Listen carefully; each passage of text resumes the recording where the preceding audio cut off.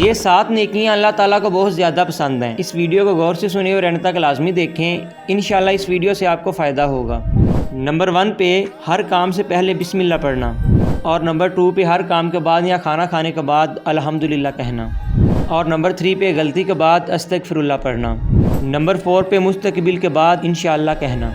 Number 5 पे नागवार बात पर ला हौला वला कुव्वता इल्ला बिल्लाहिल अलिय्यिल अज़ीम पढ़ना, और नंबर 6 पे किसी के मरने के बाद इन्ना लिल्लाहि व इन्ना अलैहि राजिऊन पढ़ना, और नंबर 7 पे हर वक्त पहला कलमा पढ़ते रहना। अब अगर आप में ये 7 आदात पाई जाती हैं तो कमेंट में अल्हम्दुलिल्लाह लिखें, और मज़ीद ऐसी न्यू वीडियोस देखने के लिए लाइक और फॉलो लाजमी करें, और इस वीडियो को ज़्यादा से ज़्यादा शेयर भी करें, क्योंकि एक अच्छी बात शेयर करना भी सदका जारिया है।